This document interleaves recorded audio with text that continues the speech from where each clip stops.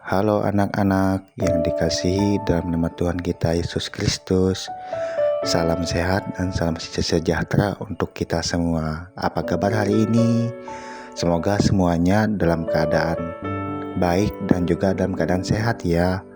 Perkenalkan, nama saya Bapak Marcelus Christian Rinando, yang biasa juga disapa dengan Pak Kris. Semoga dengan pelajaran kita tentang tanda salib ini dapat kita terapkan di kehidupan kita sehari-hari. Semoga Tuhan Yesus selalu menyertai kita semua. Amin. Hari ini kita akan belajar pendidikan agama Katolik dan budi pekerti kelas 1 dengan materi tanda salib. Baik, sebelum kita mulai pelajaran kita hari ini, marilah kita mengawali dengan berdoa. Kita awali dengan tanda kemenangan Kristus. Dalam nama Bapa, Putra, dan Roh Kudus. Amin. Tuhan, kami berterima kasih kepadamu karena Engkau rela menderita dan wafat di kayu salib untuk menebus dosa-dosa semua orang. Dalam nama Bapa, Putra, dan Roh Kudus. Amin. Anak-anak, tujuan pembelajaran kita hari ini yang pertama yaitu menyebutkan isi doa tanda salib, dan yang kedua menjelaskan arti tanda salib, dan yang ketiga memperagakan doa tanda salib. Anak-anak, sekarang coba kita perhatikan gambar di samping ini. Gambar apakah itu? Ya, betul. Itu adalah Anton dengan ibunya yang sedang berdoa bersama. Kalian sudah tahu belum?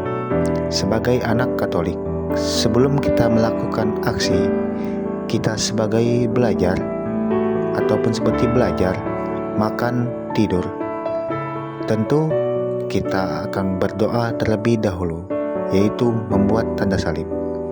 Anak-anak, marilah kita mempraktekkan bersama-sama dalam membuat tanda salib yang baik dan benar. Anak-anak, perhatikan gambar pada tersebut dengan seksama.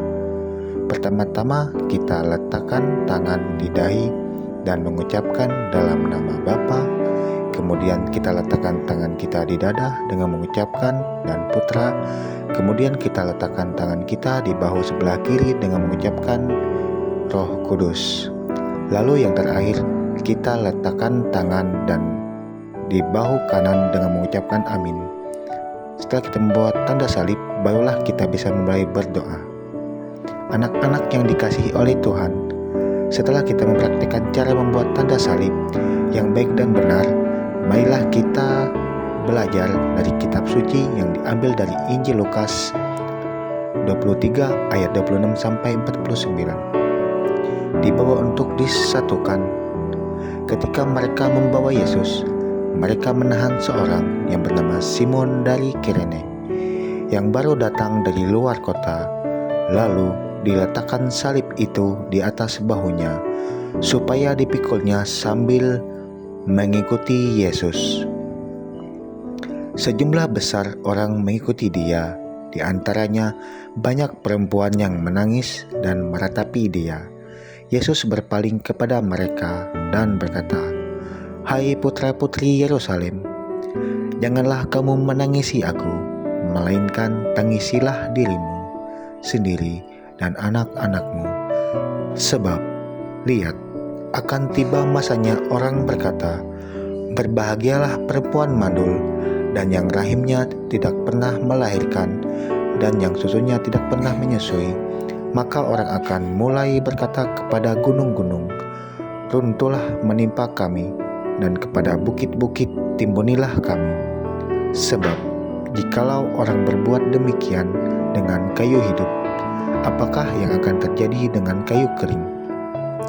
Dan ada juga digiring dua orang lain, yaitu dua penjahat untuk dihukum mati bersama-sama dia. Ketika mereka sampai di tempat yang bernama Tengkorak, mereka menyalibkan Yesus di situ dan juga kedua orang penjahat itu, yang seorang di sebelah kanannya dan yang lain di sebelah kiri. Lalu Yesus berkata, "Ya Bapa, ampunilah mereka, sebab mereka tidak tahu apa yang mereka perbuat." Dan mereka membuang undi untuk membagi pakaiannya. Orang banyak berdiri di situ dan melihat semuanya. Pemimpin-pemimpin dia, katanya orang lain, "Ia selamatkan, biarlah sekarang ia menyelamatkan dirinya sendiri. Jika ia adalah Mesias, orang yang dipilih Allah." Juga prajurit-prajurit mengolok-olok dia. Mereka menyuguhkan anggur asam kepadanya dan berkata, "Jika engkau adalah raja orang Yahudi, selamatkanlah dirimu." Ada juga tulisan di atas kepalanya, "Inilah raja orang Yahudi." Seorang dari penjahat yang digantung itu menghujat dia. Katanya, "Bukankah engkau adalah Kristus? Selamatkanlah dirimu dan kami." Tetapi seorang menegur dia, katanya, "Tidakkah engkau takut juga? Tidak pada Allah, sedangkan engkau menerima hukuman yang sama.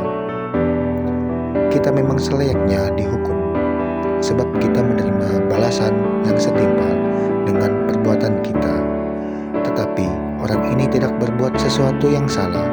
Lalu ia berkata, "Yesus, ingatlah akan aku apabila engkau datang sebagai raja." Kata Yesus kepadanya, "Aku berkata kepadamu, sesungguhnya hari ini juga engkau akan ada bersama-sama dengan aku di dalam dirimu." Ketika itu, hari sudah kira-kira jam 12.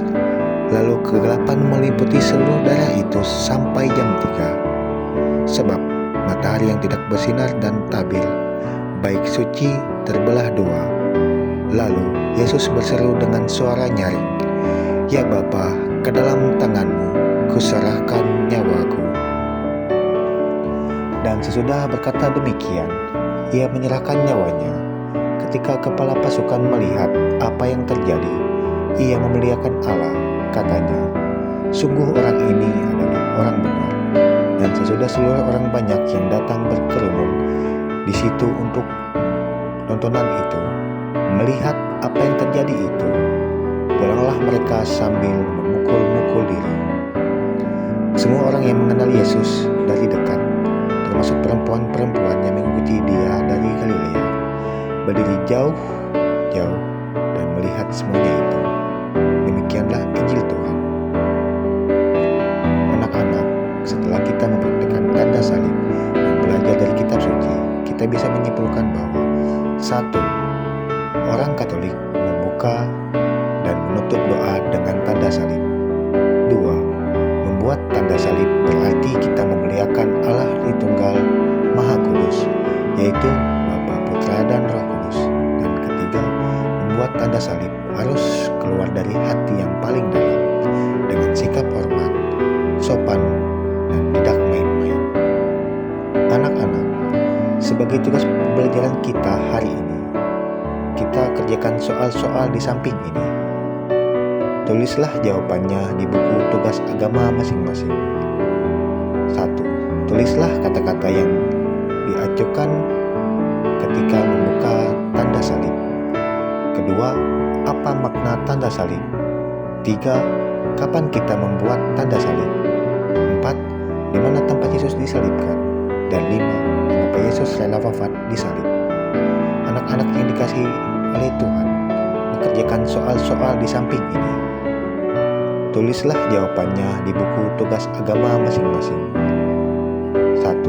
Tulislah kata-kata yang diacukan ketika membuka tanda salib. Kedua, apa makna tanda salib? 3. Kapan kita membuat tanda salib? 4. Di mana tempat Yesus disalibkan? Dan 5. Mengapa Yesus rela wafat di salib? Anak-anak yang dikasihi oleh Tuhan, marilah kita akhiri pembelajaran ini dengan berdoa. Kita ambil sikap doa yang baik dalam nama Bapa, Putra, dan Roh Kudus. Amin. Tuhan Yesus, terima kasih atas pengorbanan dan cinta-Mu kepada kami. Bantulah kami untuk selalu berdoa dan menghormati mati salib-Mu. Dalam nama Bapa, Putra, dan Roh Kudus. Amin. Terima kasih anak-anak semua.